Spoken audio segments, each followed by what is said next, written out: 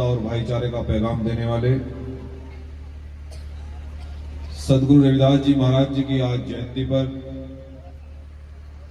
कोटि कोटि नमन। और आप सभी अब्दुल्लापुर वासियों को गुरु रविदास मंदिर समिति अब्दुल्लापुर, विशेष भाई आजाद जी, हमारे जितने भी समिति के लोग बैठे हैं, हमारी भजन मंडली, हमारे गायक चंचल साहब, आप तमाम साथियों को, ग्राम प्रधान, बीडीसी मेंबर, जिला पंचायत, आप सभी को गुरु रविदास जयंती की बहुत बहुत मंगल कामनाएं।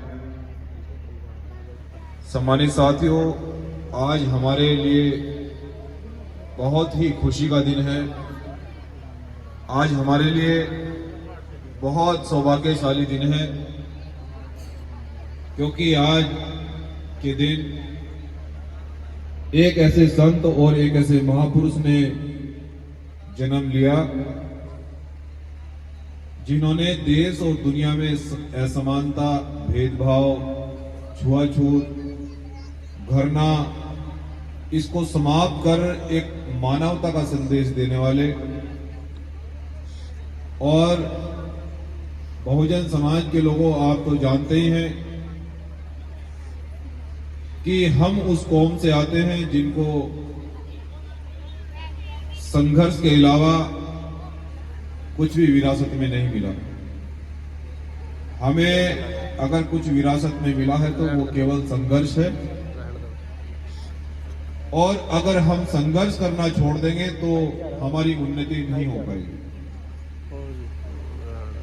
महापुरुषों के जन्मोत्सव को मनाने का सबसे बड़ा, मुझे लगता है, यही उद्देश्य हमारा होना चाहिए,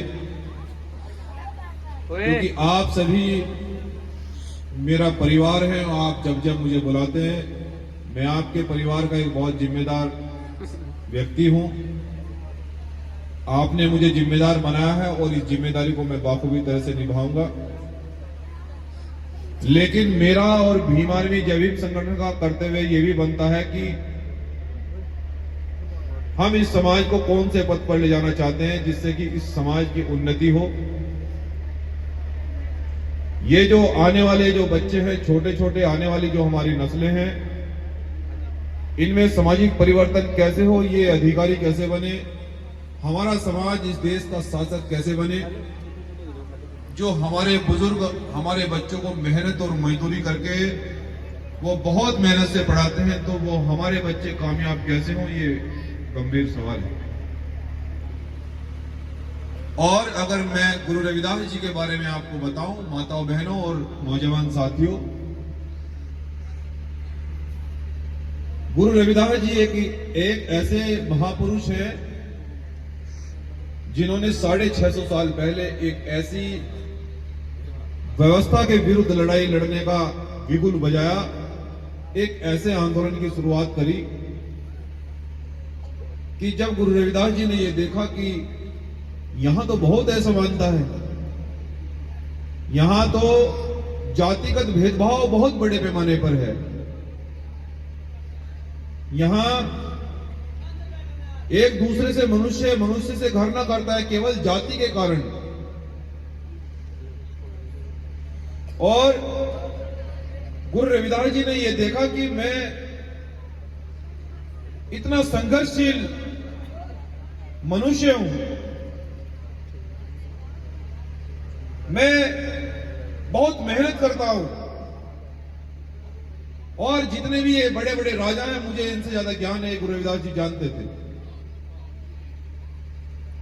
तो गुरु रविदास जी ने जब इस व्यवस्था को देखा तो उन्होंने ये देखा कि अगर ब्राह्मण या मनुवादी लोगों को छोड़कर अगर किसी दूसरी कास्ट का, दूसरे समाज का कोई व्यक्ति कितना भी ज्ञानी क्यों न हो, वो कभी भी सर्वश्रेष्ठ नहीं बन सकता है। यह गुरु रविदास जी ने व्यवस्था में देखा।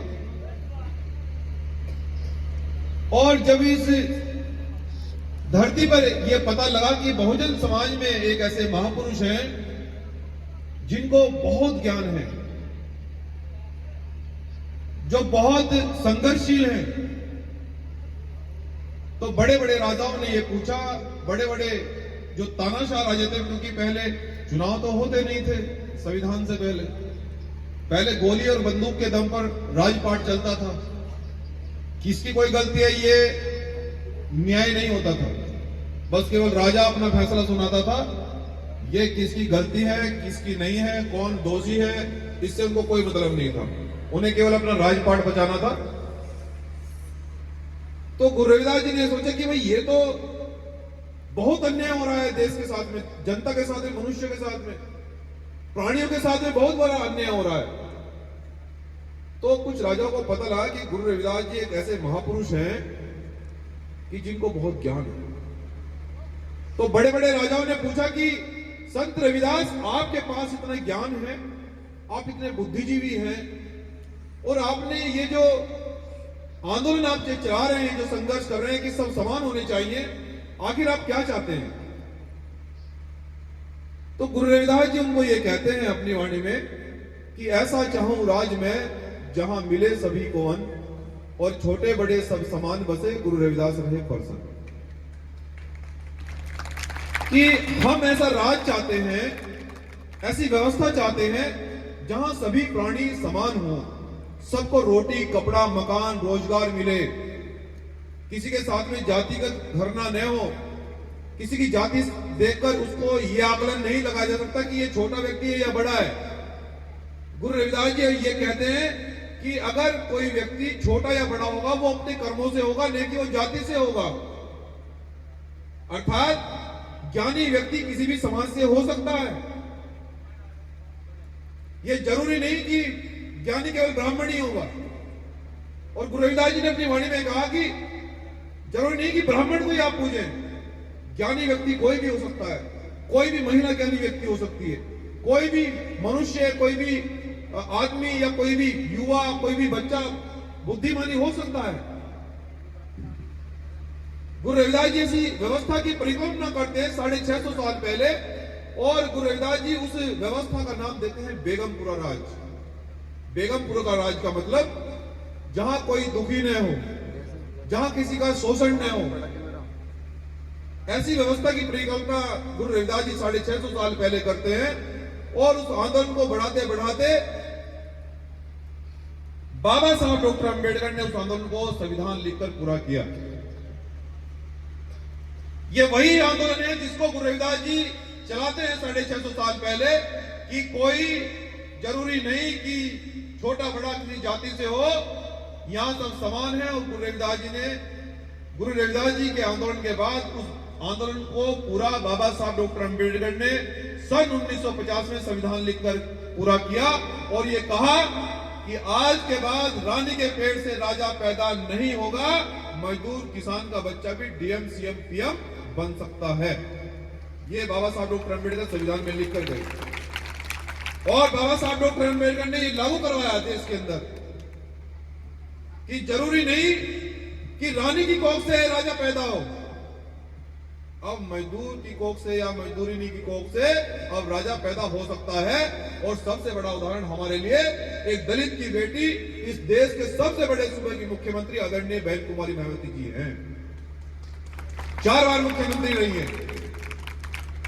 लेकिन मैं तो बहनों में आपसे ये कहना चाहता हूं कि आखिर हम यहां तक कैसे पहुंचे? हमने ऐसा कौन सा काम किया कि हमें इतना तुच्छ समझा जाता था, इतना छोटा समझा जाता था, लेकिन देश के सबसे बड़े सूबे में आप राजा बन गए। देश के सबसे बड़े सूबे में जिस समाज को सबसे छोटा समझा जाता था, उसने अपना राज पाठ चला लिया, उस कौम की सरकार बन गई। आखिर वो कौन से रास्ते से बनी, क्या जानते हैं आप?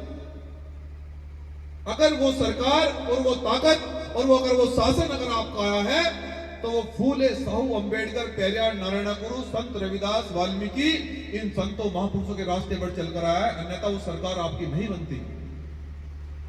ये बात मैं आपको इसलिए बता रहा हूं कि हमारे लिए, हमारे भगवान, हमारे लिए अगर किसी ने कोई कुछ किया है तो वो फूले साहू अंबेडकर, संत रविदास, पेरियार, वाल्मीकि या बाबा साहब डॉक्टर अंबेडकर, मान्यवर साहब काशीराम जी ने किया है, न कि किसी और ने। हमें ये नहीं भूलना चाहिए। और आज भी हमसे इतनी घटना होती है, आप बहनों तो आप परिकल्पना भी नहीं कर सकते, आप सोच भी नहीं सकते कि अब भी हमारे लिए देश के अंदर कितनी बड़ी बड़ी साजिशें रची जा रही हैं कि जब उनको पता लगता है कि दलित समाज की बेटी अब डीएम बनने वाली है तो उनके पेट में दर्द होता है। अगर हमारे बहुजन समाज का बच्चा अगर कोई मूछे में ताव देकर चलता है तो उनके आज भी पेट में दर्द होता है, क्योंकि अब हम कुर्सी पर बैठना सीख गए हैं। अब बाबा साहब ने हमें शिक्षा देकर हमें ऐसा मजबूत बना दिया है कि अगर कोई अपमान करेगा तो उसका आप इलाज करने के लिए तैयार रहते हो, ये आपको ताकत पता है। उसके बाद में मैं आपको गुरु रविदास जी के इतिहास के बारे में कुछ बताना चाहता हूं, और वो इसलिए बताना चाहता हूं कि मान्यवर साहब काशीराम जी ये भी कहते थे बहुजन समाज के लोगों की जो कौम अपना इतिहास नहीं जानती वो कभी शासक नहीं बन सकती है। तो इसलिए मैं आपसे ये निवेदन करना चाहता हूं कि शायद आप गुरु रविदास जी आखिर क्या चाहते थे, ये गुरु रविदास जी का आंदोलन कहां से चला, आखिर वो कौन से रास्ते पर चाहते थे। केवल मात्र गुरु रविदास जी का केक काटना या बड़े बड़े साउंड लाकर सत्संग करना, इससे मिशन पूरा नहीं होगा। हमें पता होना चाहिए कि हमें कौन से रास्ते पर जाना है, आखिर गुरु रविदास जी क्या चाहते थे। हम इन छोटे छोटे बच्चों को क्या बताएं कि गुरु रविदास जी कौन थे। मैं आपको कुछ उसके बारे में बताना चाहता हूं कि जब गुरु रविदास जी इस देश तो दुनिया में समानता का पैगाम देते हैं, तो हमारे समाज के रामानंद जी महाराज थे जिनका जन्म पंजाब में हुआ और वो ऑस्ट्रेलिया में बड़ा गुरु घर चलाते थे गुरु रविदास जी के नाम से। उन्होंने ये सोचा कि हम गुरु रविदास जी की विचारधारा को, समता समानता वाली विचारधारा को, सबको रोटी कपड़ा और मकान वाली विचारधारा को इस दुनिया के अंदर फैलाएंगे, बसाएंगे। कि ऐसा नहीं होगा कि अंबानी के पास 1000 करोड़ का मालिक है और उसका पड़ोसी भूखा मर रहा है।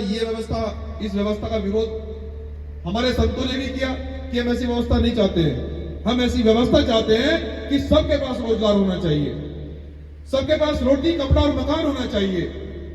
तो जिनका जन्म पंजाब में, जिनका मैंने आपको नाम सदगुरु रामानंद महाराज बताया है, उन्होंने ऑस्ट्रेलिया में ये कहा कि साथ संगत जी चलो बनारस एक इतिहास रचाना है और गुरु रविदास घर को सोने का बनाना है।